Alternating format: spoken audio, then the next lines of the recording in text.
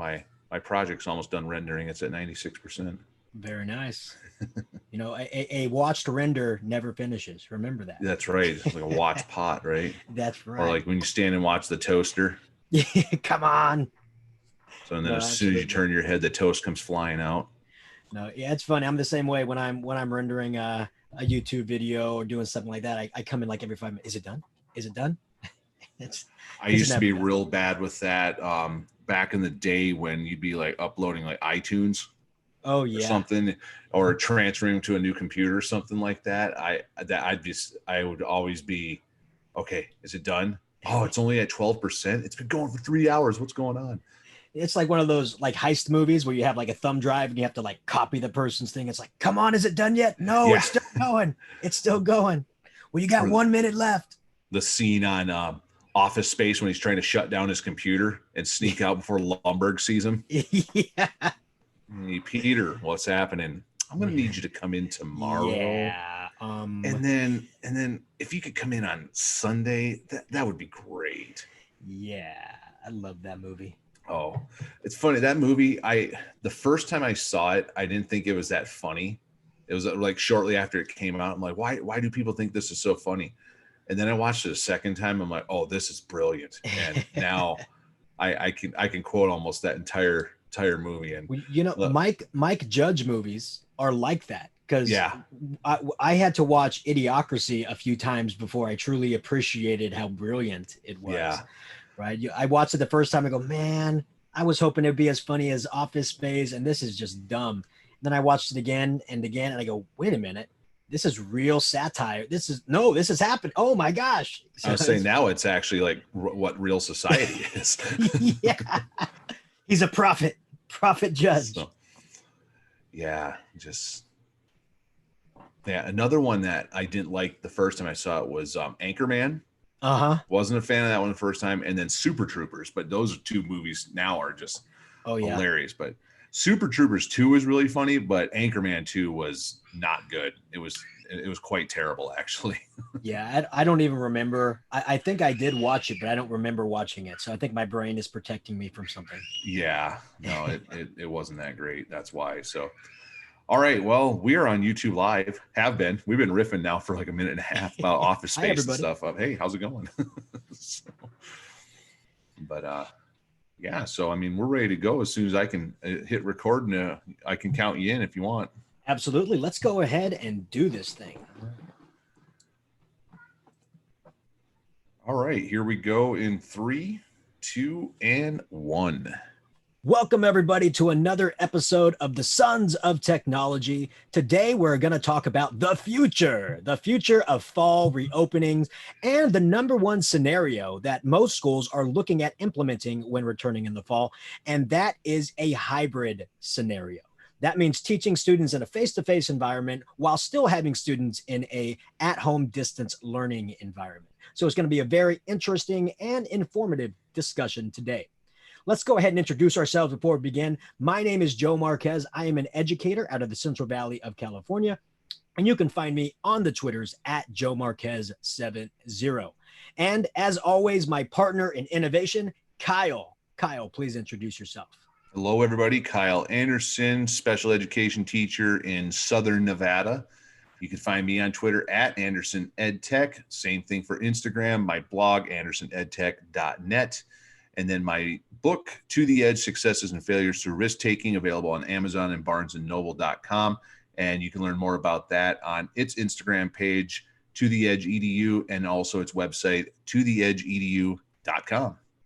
Absolutely. And Kyle, that's going to be a great book for educators to read over the summer because there's going to be a lot of risk-taking needed to be made during this fall semester. Now, you do say Southern Nevada now because you did move from your Northern Nevada home, and you're going to be starting at a new school in a new position during this uncertain fall opening. How does that make you feel? Does that make you feel okay because you're not knowing what to expect and you're just going to go with the flow? Does it make you a little anxious because you don't know what to expect? What are you thinking right now? Well, I got to admit that I do have a little apprehension going into it because, like you said, I am moving into a new school in the middle of an uncertain time. At this point, still don't know what school is going to look like in the fall. There's different scenarios that are being tossed out there, but I don't know what it's going to look like. I know a couple people that work at the school from previous schools that I worked at. But other than that, I don't know who my colleagues are. I don't really know who my administration is. And I certainly don't know the kids in the school. So I do have a little bit of apprehension about that.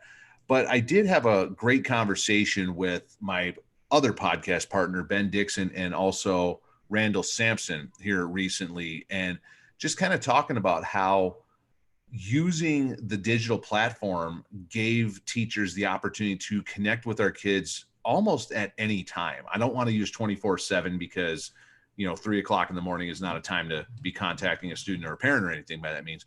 But Randall really kind of emphasized how you're tied down when you're in the classroom to that hour and a half or whatever it is every day or every other day. Whereas with the digital environment, you could reach a kid at any time. So I may not know the students, but in the beginning, I'm obviously going to have contact info of some sort, whether it be email addresses, home phone numbers, what have you. And making that initial contact, once I get that out of the way, I'll have access to these students at any given time. And there's a variety of different ways that I'll be able to access them, whether it is, again, through phone or email, or if it's something else like Google Meet or a Zoom video conference or something like that. So really the possibilities are endless on how it can happen. And after that conversation, I feel a lot better, and I'm a lot more confident looking forward to 6 weeks, 8 weeks, or whatever it is from now when school does start back up again in whatever shape it's going to be. Yeah, we've been saying that, this COVID pandemic is not ideal. But could you imagine this have happened 10 years ago, right? When we don't have all these technology resources to stay connected with our students. So while it's not ideal to be happening, at least it's happening in a time where we do have these resources and we do have accessibility to meet the needs of all of our students. And Kyle, you mentioned the reopening scenario. So I've been doing a lot of research on this subject across the United States. And basically it's narrowed down to 5 different scenarios that schools can look forward to coming in to this fall semester. And they go from one spectrum to the next. So the first one is business as usual. That means, hey, in August, we're all returning to school. We're all coming back. We're not going to do any distance learning, but we still have to abide by the CDC guidelines. And what that means is you're still going to have to be able to have those 6-foot distances, social distancing within the classroom. You're still going to have to, many teachers are going to have to be wearing PPE during their instruction as well. So in this scenario, you're going to have to not only find more space in your school in order to keep those social distancing guidelines in place, but you're also going to have to find more teachers if you're going to have to split them up. So that's an issue with that scenario.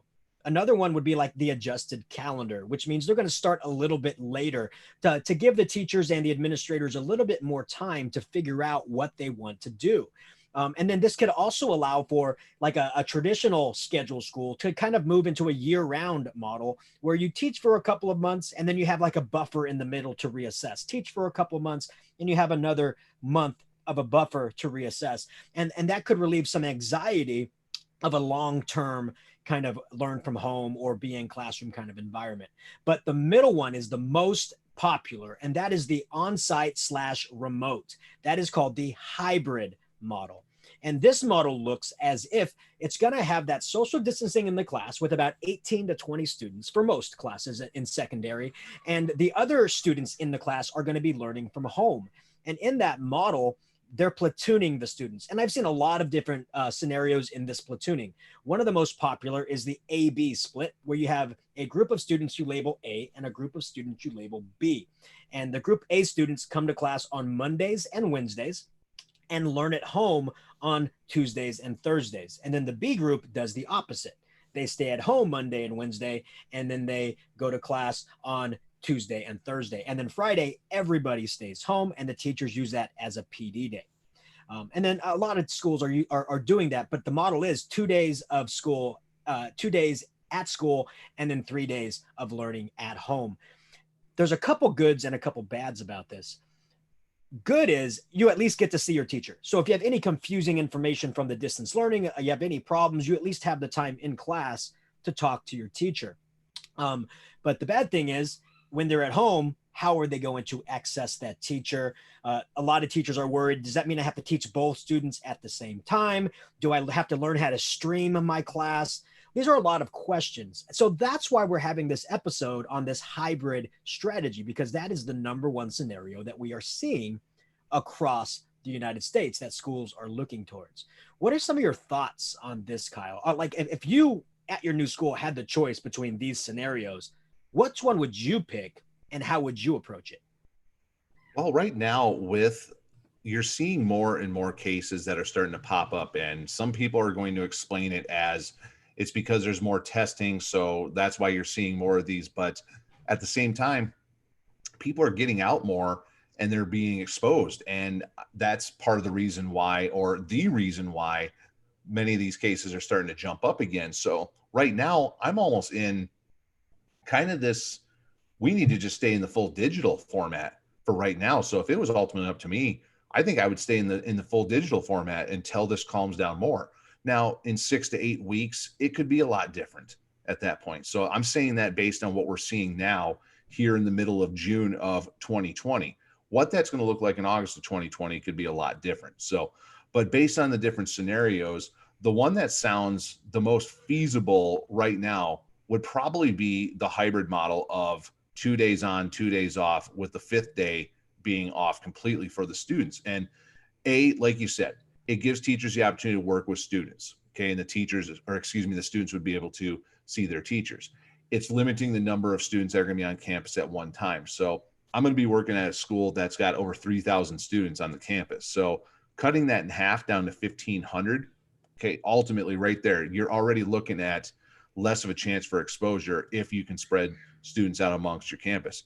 And really what needs to happen though too, and I'm not hearing a lot of this from the different scenarios and the things I've been hearing, is what kind of a choice students have when it comes to this. So parents and families ultimately need to have the choice that if they don't feel safe, they don't need to send their student to the school regardless of what the format is. So if it is that 2 on, 2 off, fifth day off, if a student doesn't feel safe going to school, the parent doesn't feel safe, then they don't go. Then they're in that full digital format.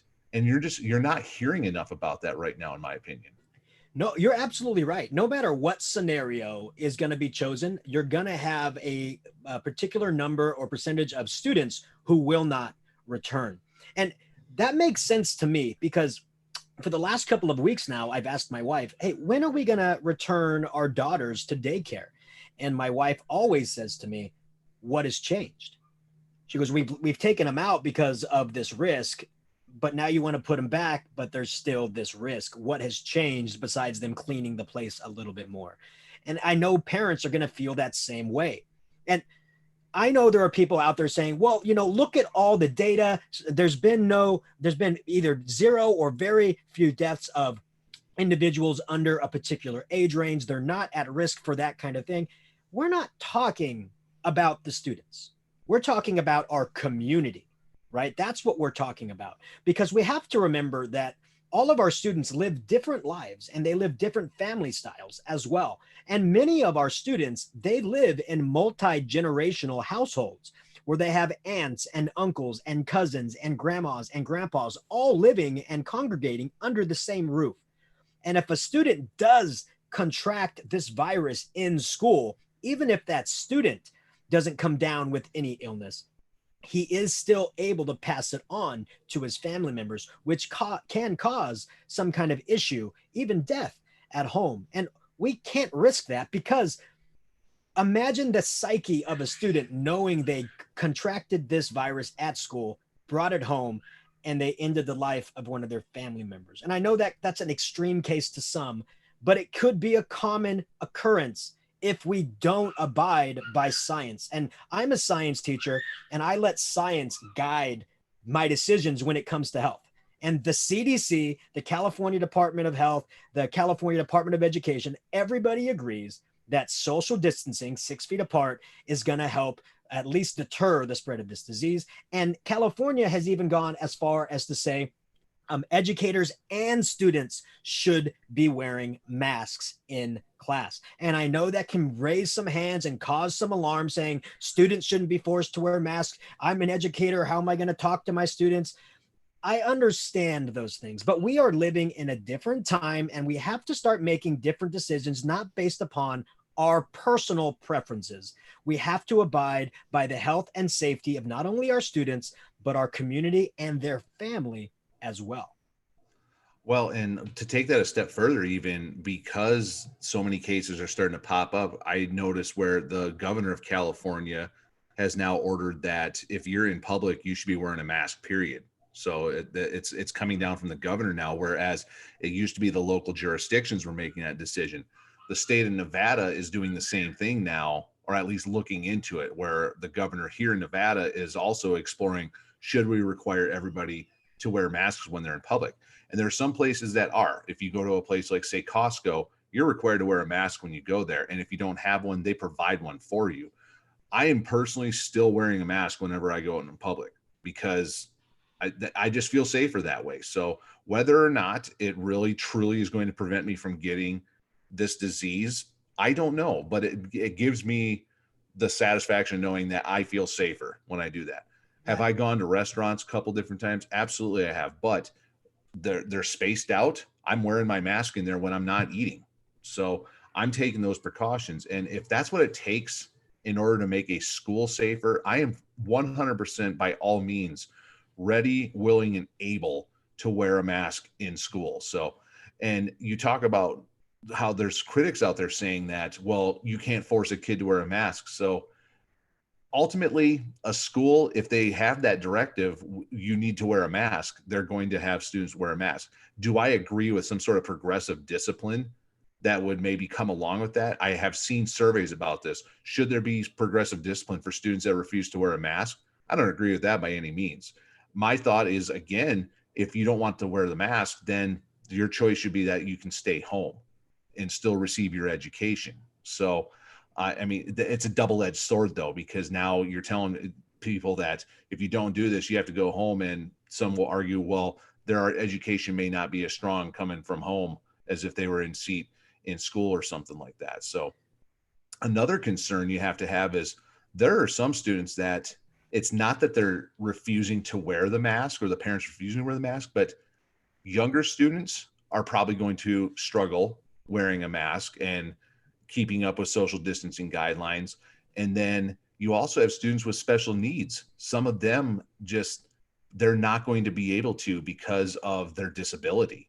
So those are some concerns that have to be addressed as well. So all of a sudden, if you have a self-contained classroom of students that are not wearing their masks, do you have to send them home and take away from their education as a result of that? It's a really tough thing to look at right now. Yeah, there's an absolutely a lot of moving parts, and people may be listening to this, and I thought this was a hybrid strategy show. We have to start talking about why we're going into this hybrid strategy. And Kyle, talking about what you said is, some people say they're not getting as great of an education at home as they would in school. We want to help with that. We want to help make your hybrid classroom the best it can be face to face and the best it can be at home. So we want to go through just some strategies that can make your pushing out of assignments, make your experience in the classroom a little bit different, make the experience of learning at home for the students a little bit more of an experience. Those are the things we want to talk with you, but we had to address some of the issues that people are going to be facing when coming back. And as you said earlier on, Kyle, even if a school is really moving forward with business as usual, every student in class, you're still going to have a subsect of the population who is not going to want to return. So teachers are still going to have to know how to teach in a hybrid fashion, not just in a traditional face-to-face fashion. And ultimately, regardless of how things start back up, it has to start with communication. If you're in a business as usual setting, if you're in a full digital setting, or if you're in the hybrid, that what is most likely going to be the case, it has to start with communication. There's a lot of different ways that this can be addressed. First things first, every school, if you don't have a website yet, schools have to have a website at this point. It is 2020. You should have had a website 15 years ago minimum, in my opinion, but you have to have a website. But even then, when you go on a lot of school or district websites, trying to find the staff information and contact info for staff is sometimes just tedious as all out. So I can't tell you how many times I've been on school websites where I click on something thinking like, oh, this thing right here that says staff, that's got to be it. When you click on it, it's links for people that work at the school for the SIS or other things on there. So you have to have a website and you have to have contact info posted to the website for all teachers. And I'm going to go as far as saying too that there should be a picture of the teacher on the website as well. Okay, that way you're matching a face to a name and you know who you're communicating with once you are looking to communicate with that person. And Kyle, I'm smiling because I love that you picked communication first, because that is absolutely key. It's not only key when we start teaching again, it's key right now because districts need to check the pulse of the community, poll their parents, poll their students on what they are going to be looking for when schools stand up again. So communication is absolutely key. But I'm laughing as well because I actually did a presentation for the District Learning Leadership Conference these past 3 days. And my last session that I gave was on creating community confidence with creative communication. And do you know the very first thing that I talked about? Websites. And it's exactly what you said. The district websites have so much information and so many links and so many sublinks that it can be very confusing for parents. And so I recommended on the very front page to have a Google form or a Microsoft form that has mail merge or some kind of VLOOKUP autocrat mixed in. So a parent can go on, if they can't find what they're looking for, they can select from a list and they put in their email address and it automatically sends them an email with a pre-made set of information that maybe for that page, maybe some links that they can easily click on to go where they want to go to. But that automation from Google Forms using something like Formule or Autocrat, that could be a huge benefit to parents during this time, and then alleviate some of those frantic phone calls that some of the district offices may be receiving during this fall semester as well. Yeah. So, but having that contact info right there, having that form right there, front page, top of the website, excuse me, absolutely key. So, the thing is, though, a lot of people they don't use email. Mhm. Okay. Well, one thing I learned over the last 3 months of quarantine teaching was that email sometimes wasn't the best way to get a hold of somebody. So you got to be able to make phone calls too. However, there are people that they don't feel safe, they don't feel comfortable using their own personal phone to make those phone calls though. So, but there's workarounds with that too. So, one of the ones that my previous district they had encouraged us to use was use *67. You dial *67, then the phone number, then it will not show your phone number on the other end. But to me, that was also almost counterintuitive as well because if anybody is like me, if they see a phone number or a phone call come in and it's restricted or a blocked number or no information, whatever, I'm not answering that. I I just don't answer those kinds of calls because 99 out of 100 times they're scam calls or something of that matter. So I'm not going to answer that. So, but there's other ways that you can do that. So, and one of the great things that's out there, it's a free tool, is Google Voice, where you can create a phone number that's linked to your Google account, and then you can use that much like you would a regular phone. I was doing when I was doing all my phone calls, I was using that on the computer where I would have my headset on and I would make the dial from the web browser, and then it was just like talking on a regular phone. And there was times where people said that I looked like a telemarketer because I had the little headset on with the earpiece coming and the mouthpiece coming around and everything, and I looked like a telemarketer doing it. But it was effective, and I could text message from it because what I learned was that a lot of parents, they don't want to talk on the phone, but they'll text you. So I was able to text message through that as well. And then if I wasn't at my computer, I had the Google Voice app on my phone, and I could tie that into my phone where I could make phone calls and text messages from that Google Voice app, but I'm not using my own personal number, but it's coming into back to my phone just like it would. And with my phone, I have a Google Pixel. When a phone call was coming in that was from my Google Voice number, it actually said on the screen Google Voice and then the phone number coming in. So it was so easy to do that. And then with the ones that I was frequently contacting, i.e., my caseload students and their families, I saved their numbers in my Google account. That way, I didn't have to go and look the phone number up every time. I just saved the numbers in there. And when I knew I had to call Joe Marquez's mother, I would just type in there Joe, and it would come up, boom, hit send, and then I was able to make the call, or I could send the text message. So there's no excuse to not be able to make that contact, even if you're uncomfortable using your own personal phone number, because you got tools like Google Voice that can do that for you. Yeah, and Google Voice is free if you're using your own personal Gmail. So I highly recommend that as well. I used to do that all the time, and it'll transcribe a voicemail. If they leave a voicemail, it'll leave a transcription just like it was a text. So if you get something like that during class, you can actually see what the parent is saying. So that's a phenomenal idea. Another thing that I used to use all the time for communication is Remind. Remind is a great tool. It comes in through a text message to parents. They don't need a smartphone. Any phone that has a text message option, they'll get it. And then you can set it to where people can respond back to you, or they can't. It could be a one-way communication. So that works out really well. And then another great thing about Remind is you can schedule messages, because you may forget that something's coming up, or you may think of something at the beginning of the day you want to send to parents but forget at the end of the day. So you can go on the Remind.com app on the computer and then just type in a scheduled message, and it'll go out to all parents, and you can separate it out. These are my parents. They're going to fill out this number for my Remind for my parents, and these are for my students. So you can also separate out messages straight to parents or straight to students. Yeah, another similar one. My daughter's school used this one, was Class Dojo, where the teacher was able to send messages to my wife and I using the Class Dojo app, and we were also able to upload schoolwork into that to send to the teacher.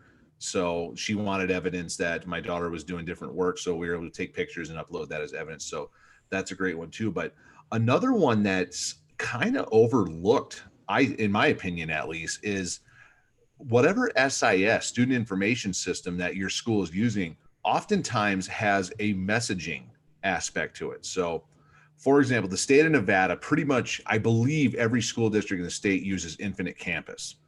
And in Infinite Campus, there's a messaging app within there to where you can type out, it's essentially an email, and then send it out to just students, just parents, or parents and students. And you can set it to where it'll send to the email addresses on file, or because a lot of, especially high school students, they want to be on top of their grades all the time and get the notifications on their phone. They can download the Infinite Campus app, and then the parents have the parent portal app that they can download too.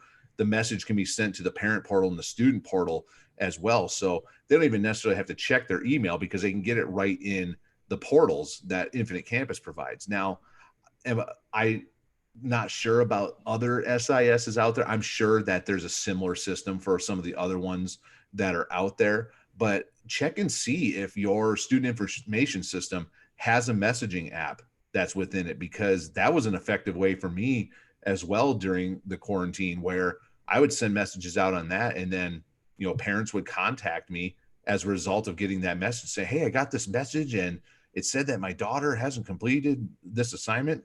That's 100% correct. I did send that message. So no, it was a great little tool for me. No, and that's great, because when schools purchase these SISs, they're shown all of these capabilities, all these bells and whistles, and it turns out teachers are only using half a whistle and zero bells, right? And so being able to figure out the communications that are ingrained into that system is incredibly important. I had a conversation with parents once that I asked them, during back to school night, what is the most difficult thing about being a parent in the K-12 system? And the parents said communication. And I was like, well, oh, really? Why do you say that?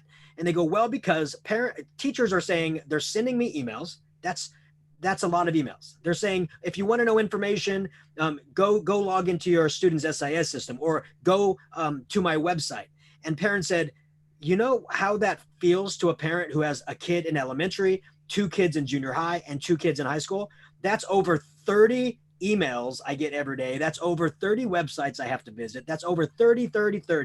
They said that's too much. They said I should have the information sent to me in an easy fashion, not have to go searching. And I was like, that's kind of right, because I had this dynamic website, and I would always tell parents, if you want to know information, it's on my website. But I never thought of it that way. And so I asked, what would make it easier? She goes, some kind of voice or video service that you do a quick, this is what you did in the class, this is what to expect next week. That's all I want, under a minute. Can you do that? And that's when I came up with the idea of the State of the Classroom address. And I started doing that in YouTube when they used to allow you to record a video right off of the YouTube platform. And every Friday, I would do a quick 1 minute synopsis of what did we do in class, what was needed to be turned in, and what to expect next week. And then I adapted it to Flipgrid. So then I made a Flipgrid channel that parents could subscribe to and see that State of the Classroom address. And then just recently, about 6 months ago, Wakelet integrated Flipgrid right into Wakelet. So now you can do a State of the Classroom address right off of a Wakelet webpage. So there's no reason why a teacher can't do that quick synopsis for a parent to watch in under a minute what's going on in the class. Yeah, that Flipgrid integration in Wakelet, I'm almost ashamed to admit it. I haven't tried it yet. It's been out there for quite a while, but I just haven't had a chance to try it yet. So, but that's a good way to open up that communication. And then you were talking about websites. Wakelet would be a great way just to create a class website. If you want something simple, the ability to add the text and then the different links and documents in Wakelet, you could create a class website just in that, and then have that that Flipgrid in there to where you can post things that you feel are important for announcements. And then that would allow for your students and their families to be able to respond as well. So I mean, we've established that communication is definitely the first step. You have to have good communication to start and really just build that relationship and build that culture of communication up from the start. But where do we go from there, though, is the big question. Well, now you have to start thinking about, how do you want your class to run? Because it's not going to be the same as students coming in every single day. And in fact, I heard a teacher say the other day, you're making us do a hybrid model. I can't teach all my students everything in 2 days. And I'm thinking, that's not what you're supposed to do. You're not supposed to think you're teaching everything to them in a face-to-face model and then they're on their own at a distance learning home model. That's not what it's about. What really is about, it's like that flipped classroom model that has been really popular in the past and then started fading away. It's, you are pushing things out to them in a distance learning model. And when they come to you face to face, you're having them ask you questions. You're helping them understand the material. You're helping them get stuff completed. You're using it as a service to help the students in a face-to-face format. You're not there to teach them something new.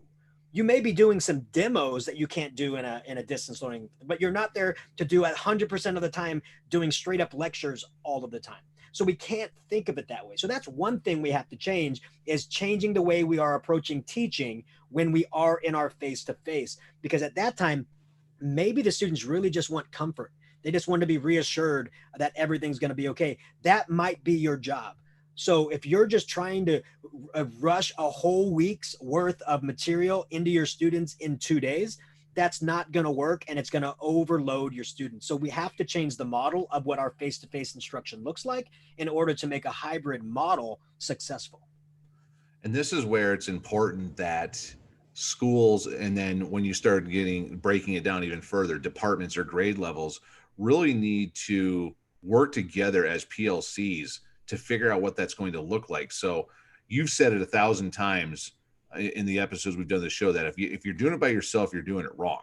So if you're trying to approach this hybrid model by yourself, you're doing it wrong, and you're setting yourself up for failure. So I'm very fortunate where I was at for the last 3 months, where the department I worked with on day one of the shutdown, it was okay.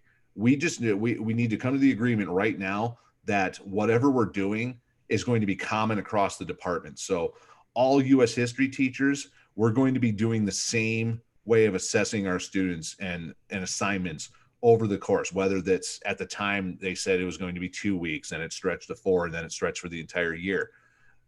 All world history teachers, same thing. So if you can establish that communication, and again, it goes back to communication with the school, with the departments, the grade levels within the school, to work together and figure out what it should look like, it's going to make it that much easier. And it's going to give people the ability to, maybe they're really good at teaching this one thing here, but not so good at something else within the same class. you get all those heads together, can work together to create that common assignment, activity, assessment, whatever it may be, to make life easier. Okay. It doesn't mean that when you're in the actual classroom that you're teaching it the exact same way. Okay. It's not a cookie cutter approach. So you can still have your freedom to teach it the way you want to, but just having the assessment of learning be common is just going to make life a lot easier for everybody involved. No, absolutely. There is a trick in Google Classroom where you can share all of your assignments with all of your department. And the trick is this: you create a classroom just for your teachers called science department, or if you're an elementary teacher, second grade teachers. And what you do is you add those department teachers in as co-teachers. So you train the teachers this. So once everybody is in, that's part of their classroom repertoire. Whenever they assign a new assignment, they go into the tab that selects the classes that it sends it to. Always select the department class. So now, because all the teachers are part of that department class, they can then reuse what you posted. Now, some members out there, some teachers out there going, oh, we do that. We do that with our classes themselves. We invite other teachers in as co-teachers to our classes, and then they can reuse. I go, that's okay, but I did that. And some of the lesser experienced Google Classroom teachers, they started posting their work into my class. And then when they were teaching in class, they couldn't find the work they posted because they had posted it in the wrong class. So then they would go in and delete it, but delete it from another teacher's class. So because you're letting all these other teachers into your class as a co-teacher, some things can happen by accident. So to prevent that, you create a class that doesn't affect the students, where you can still share out this giant repository of assignments. We found this out to be a huge benefit to teachers, especially in hybrid teaching, because then if they don't have time, or they are stuck on trying to figure out how to approach a certain topic, they can go into this repository and say, oh, that's a fantastic lesson, I'm going to use it. That's exactly what we did over the last few months at my school. Was on day one, it was a social studies department Google Classroom that was created. And then we took it further and used the topics, and we created a topic where it was economics, world history, US history, AP US history. So all the different subjects within social studies created topics. And then we even had templates to build the lessons out, what was going to be included. And everything was posted in there under the topics with these templates. And it was set to, in Google Classroom, you have student can view, student can edit, student can make a copy, or will receive a copy, excuse me. So all of those things in there were set to edit. So when a teacher went in, and as a co-teacher, you just had the editing rights anyway. So there weren't any students in there at all. We just went in there and we created the things that we needed to. And then when it came time to post that assignment in our classes, like you said, we went to, rather than create assignment, we went to copy assignment. That option, you copied it from that social studies class, economics topic, whatever it may be, for example, and then you posted it that way. And then I like to clean up the wording a little bit to make it a little bit more kid friendly than what it was in that school Google Classroom. But other than that, I mean, it was so simple. It was so incredibly simple. And there wasn't a bunch of arguing about like, well, this teacher is doing this and I'm not that good at that, so I can't do that. And there wasn't any of that, because it was we all worked together on it, and we were giving out the same thing. Yeah, and there's a lot of aha moments that happen when you do this, because teachers will go, I didn't know you can do that, or I didn't know that resource existed, or, oh, you're linking to that website, I've never seen it before. And so indirectly, you're having a PLC meeting virtually just by sharing out what you're doing. So I really love that idea. And if you're not doing that in your department, you're making your life that much harder. And remember, some teachers say, but I created this assignment and it took me 20 hours of my time, and why should I just give it to another teacher? And I tell you this, because the reason you spent that much time on that assignment, the reason you spent that much time putting it together, is because you love your students and you want your students to have a great assignment and a great experience. So why not share it with other teachers so other students can have a great experience as well, right? Absolutely. So, and some of these different scenarios we've been seeing, you've mentioned, we're talking about having that Friday off where there's no students and that's more of a professional development day. This is your time where you create those things and you work together with your departments. So you're not going to be spending a lot of extra time outside of, your contracted day, quote unquote, or, your evenings or whatever. You If it goes the way it's supposed to based on some of these models, you're going to have that professional development time built in where a lot of times you're going to be able to create those things. So now again, it's not going to be cookie cutter across the country where every school is going to have this. So it's going to be a little bit different in different places, but there should be, if the school truly wants to be successful in this model, they're going to have to provide teachers with the time to be able to plan and then meet with their PLCs in order to create these things. Absolutely. The district has to make sure that they find the time. The school has to make sure they allot the time, and the teachers have to be willing to spend that time in order to make this experience great. Now, another thing that school districts have to understand as well is that a common LMS is absolutely needed in this situation. And what I mean by that is this. I know a lot of schools out there who use both Microsoft 365, Microsoft Teams, and G Suite, so Google Classroom. And they tell their teachers, you know what, we want our students to have understanding of all of it. So you get to choose what you want to do, and you get to choose how you get to do it. Or the district says, this school can choose what they want to do, and this school can choose what they want to do. And I'm telling you right now, that's going to be so confusing to students and parents during this time. Because if you have the teachers that can choose whatever they want, then you're going to have students in the secondary classes who have some classes in Microsoft Teams and some classes in Google Classroom, and they're going to forget which one, and they're going to forget to look at one. It's going to be confusing. Or if you have parents that are auditing their students and checking in on their classes, they're not going to know which one to log into. It's going to cause confusion. So I truly implore schools to choose one, for at least for this time, so that it's not confusing for parents and it's not confusing for students. For sure. And when you said the thing about schools that have Microsoft and Google both, I had to chuckle under my breath a little bit because I forget where I saw this, but I saw a school or a district's mandate for this fall, the instructions on how to create a Google Classroom and the expectations for teachers using it this coming fall, regardless of what school is going to look like. The funny thing about it was they typed it all out and put it together on a Microsoft Word document. So I thought that was pretty funny. I'm like, you're kind of sending a mixed message there right now. You want to use Google Classroom, but you're doing it in a Microsoft document, which, I mean, you can do Microsoft files in Google Classroom, but I just found that, like I said, I had to chuckle a little bit. You're right. When I was doing that distance learning leadership conference this week and it was with administrators and district leaders, I told them this, because they're like, oh, these are some great ideas. These are great. And I said, now listen, they will work best when you model them as well. If you are asking them to use Google Classroom, you should be using Google Classroom in some way. If you're asking them to use Flipgrid, you should be using Flipgrid in some way. I said, that's how it's going to work. You can't ask them to use something and then you've never touched it. I go, the first step is learning about it, and that's what you were here for. And now you need to go out and use it and show your teachers how it can be beneficial by modeling it. Be a good modeler. And so that was very important. So yeah, modeling all of your Google stuff on a Microsoft document, while that's okay to do, you're kind of sending mixed signals. You're absolutely right.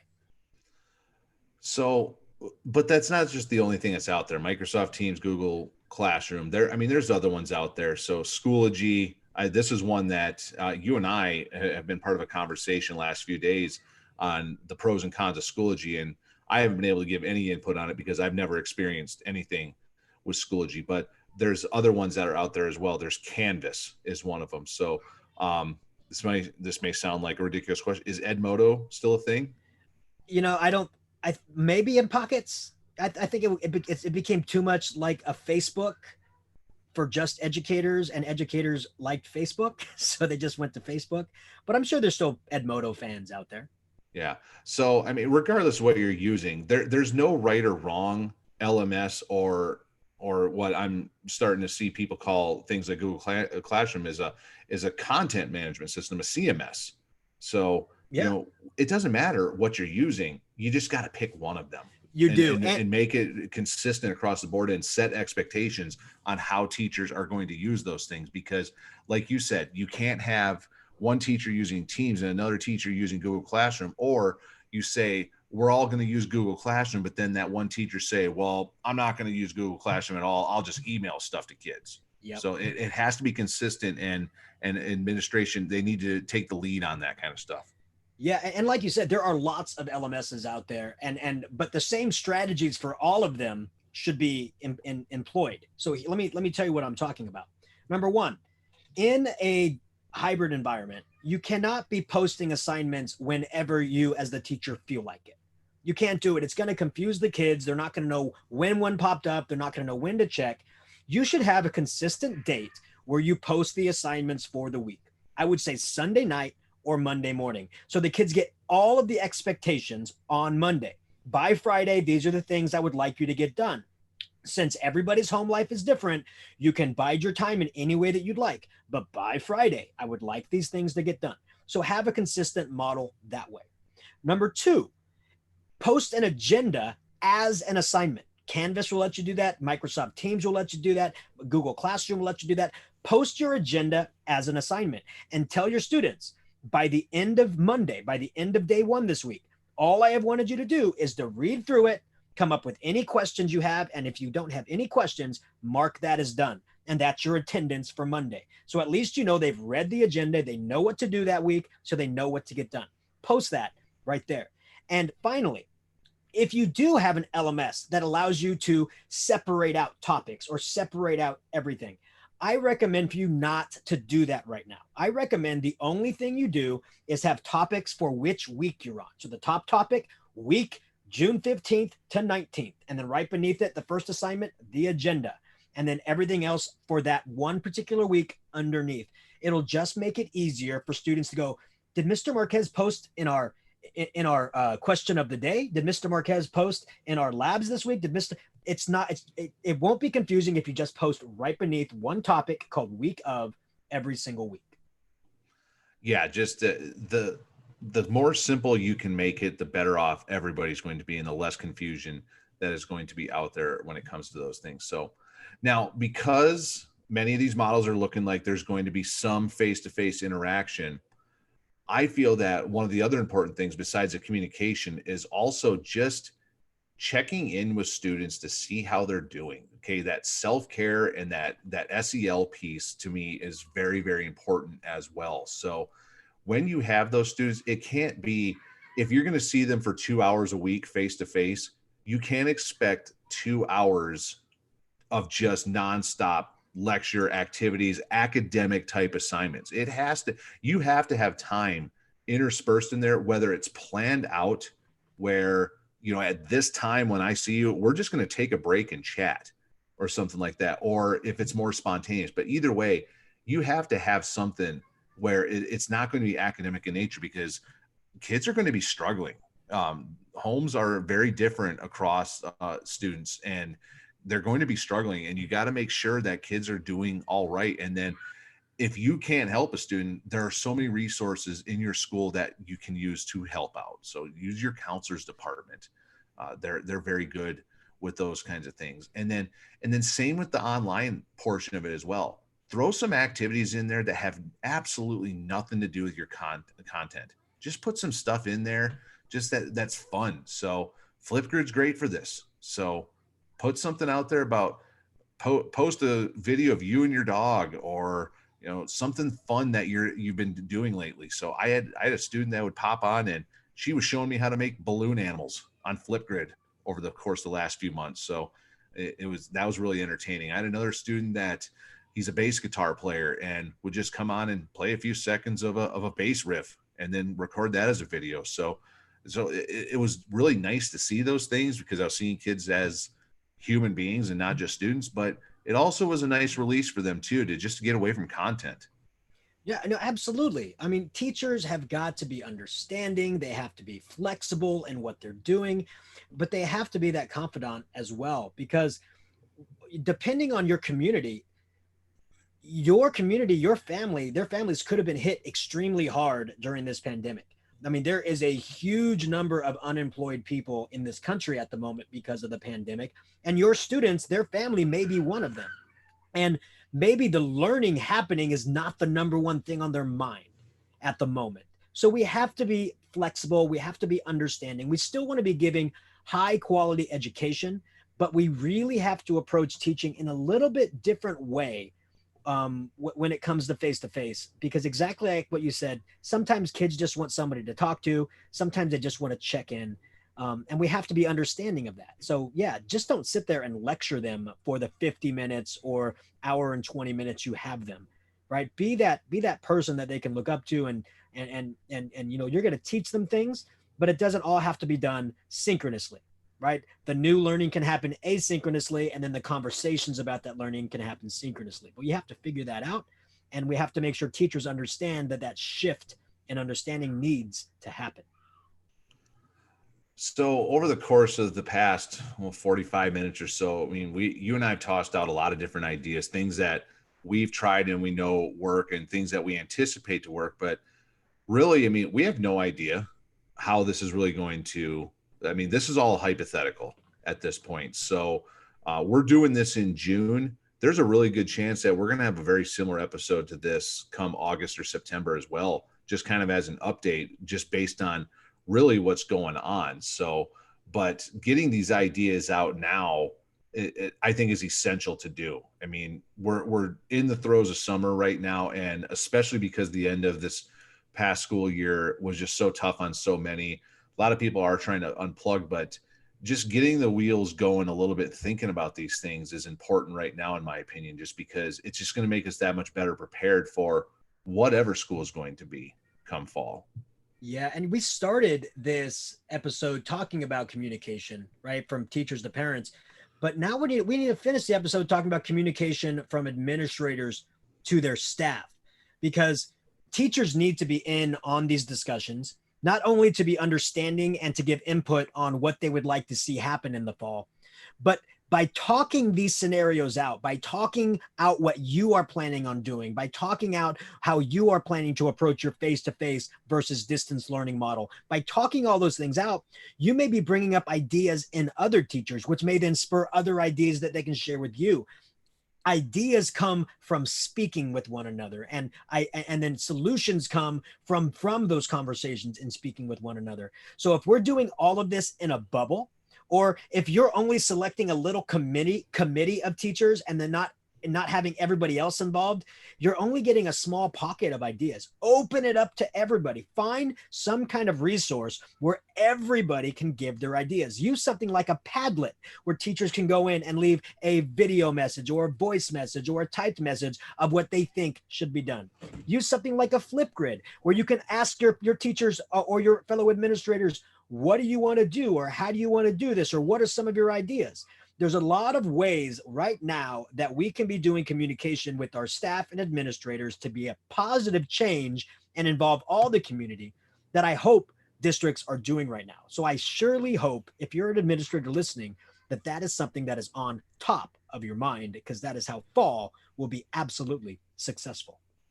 And if you're a teacher that's receiving emails with surveys and communication from your school or your district, so say something about the fact that you got that, because another thing I'm hearing is that districts and schools are sending these things out, but not every teacher and not everybody that's involved in community, is receiving this communication. So I filled out a form the other day that I thought, oh, everybody must have got this. And then I come to find out there was about 10 people I talked to that had no idea what I was talking about. So when you receive these things, just communicate with each other, your colleagues, and say, hey, did you fill out that form? Or what are your thoughts on the information that came out from so-and-so at the district level? So just, again, it sparks a conversation to prepare, but it may spark a conversation. Wait, what are you talking about? I have no idea. So that people can have their voice be heard on these things. Absolutely. And the last thing I want to mention is,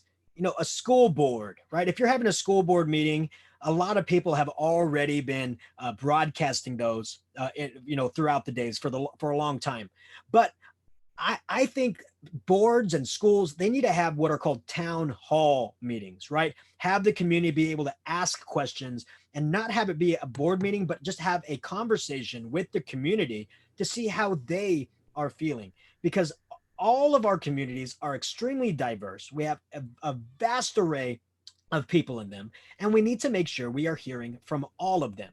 And if we're sending out everything digitally to them, they may not see it. So we need to find ways to involve all of our community members.